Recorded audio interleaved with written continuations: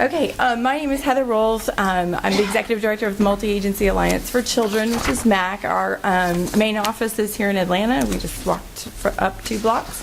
But we are a statewide program.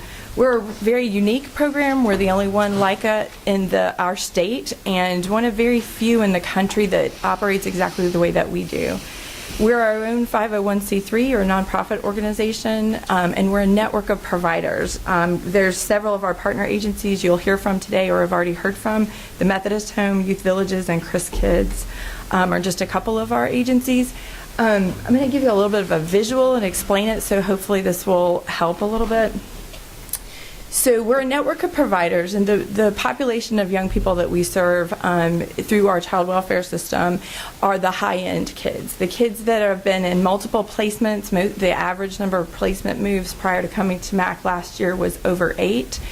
Once they came into our system, the average placement move was 2. So we're working on that placement stability. That's one of our main focuses, as well as permanency. And we're also very focused on resources for youth that are transitioning out of the foster care system. So if you think about DFACs in terms of shopping, okay, just bear with me. So if you think about a mall, you know, if DFACs needs a placement, they go to one anchor store like Macy's, then they have access to whatever that store has. But say they need something for that young person that's not there anymore, or they're ready to step down into a different level of shopping, if you will. This would be the continuum? Yes, there it is. So then they have to kind of get in their car, drive around, figure out who the next placement's going to be, and the young person starts the process all over again. Understood. Okay, so for MAC, it's like entering in the mall. Then you have access to everything that everybody has. And we're kind of like the personal shoppers. We're there to listen to the youth voice, look at the overall plan, and help young people go from one placement to the next. I got to interrupt you there. Mm-hmm.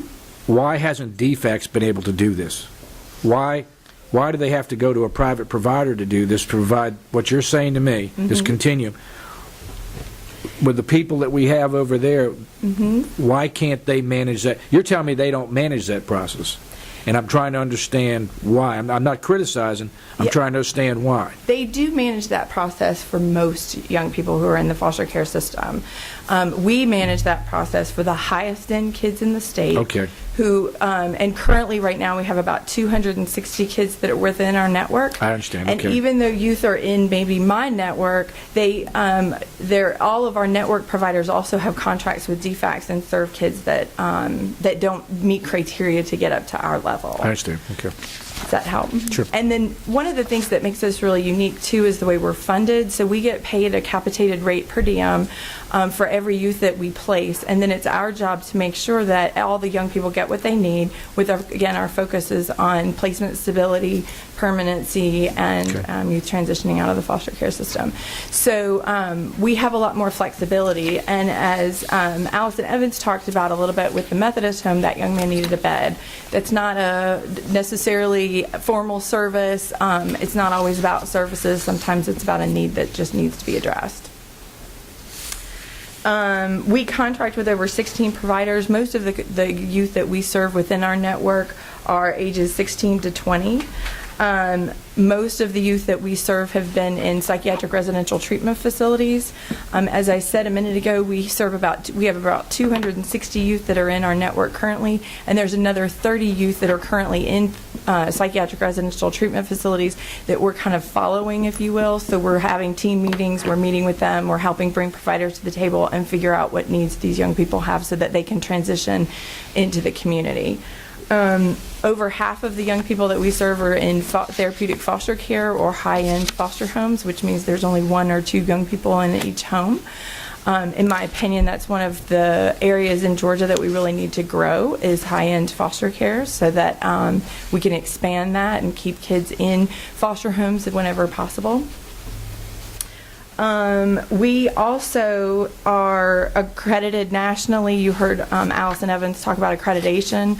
All the contracted agencies that we work with are accredited, and we're also accredited as a network. We were the second in the country to become accredited as a network and have maintained that accreditation since 2006. Sure. A couple. the capitated rate per diem, that's coming from the state? Yes, sir. And, how often are you under that, or your private funds having to supplement that, or? For MAC in particular, we don't supplement a large portion of the work that we do for the kids that are in placement in child welfare, but all of our partners supplement significantly with private dollars. Okay. And the high-end foster care, can you define that a little bit better? Exactly what The group youth you're that talking we about? serve have typically been in foster care for well over 2 years. I think it's over 80% of our kids have been in foster care in our system for over 2 years. Adolescents, hard to place youth that have had multiple placements, those are the kids that we typically serve. When DFACS has a hard time placing a young person or they're in some kind of crisis, that's when they call us. Thank you. So I wanted to, I'd like to echo kind of what everyone else has already said is around the transition. I do think that our state does some really great things for kids in care, and over the last several years we've done a lot of really unique things. One of the things that I would like to say as part of my recommendation is for us to really look at how Georgia purchases the services and the programs that we purchase. So These are the DFACS purchase services right, that we when- talked about the way that earlier on the slides. Right, correct. The way that DFACS purchases services and placements, the way that they do it is very, I think it's antiquated really. There's a level system in the way that providers are kind of leveled, if you will. Your additional watchful oversight, the room board and watchful oversight system. There's maximum, additional, basic, those kinds of things. And those rates are very specific to room board and watchful oversight. They don't incorporate any of the therapeutic services treatments, that the we treatments. had. Mm-hmm. Okay. Exactly. Those services are purchased. They used to be purchased through core providers and through the Department of Behavioral Health, and now they'll be purchased through AmeriGroup. But what they offer are very specific outpatient purchasable services, whereas providers used to be able to really have more of a trauma-informed care infused into their programs and things like that. Several providers do that still with private dollars to make sure that they're providing high-quality services. And I think there's a better way to do that. Have other states gone to another model? I think lots of states have lots of different models, Okay. and I think it depends. And as Kate Cantrell was discussing, outcomes, purchasing outcomes, and The things like evidentiary that. portion? Exactly. It's Okay. very in our state. We don't. If you don't fit in the box, then you're You a don't. little. I got you. And I would also like to say that the performance-based contract, I know you all have been asking a lot about that. We don't, all of our members are under the performance-based contract. We are not, but I've looked at it, we review it, make sure that all of our providers are scoring high. But I would like to point out that that's not really an outcomes-based measurement tool. It's really around process and practice. Do you have your paperwork with the way that it needs to be and things like that? It doesn't answer to quality in the way that it actually could. And I think my DFACS partners would agree with that. Okay. I think that's about it. I do want to just mention real quickly, we do a lot of work with youth transitioning out of foster care and looking at youth beyond the age of 18 and really looking at better services for those kids. There's a handful of providers that have been doing that for a long time, but overall it's a fairly new population that we're working with. Okay. Senator Sims, I believe. Yes, I just wanted an explanation. I didn't quite understand what AmeriGroup's purpose was.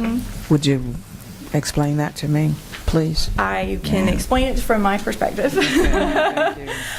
From my perspective, so AmeriGroup is the CMO that was chosen to take over all the foster care Medicaid, and so all of the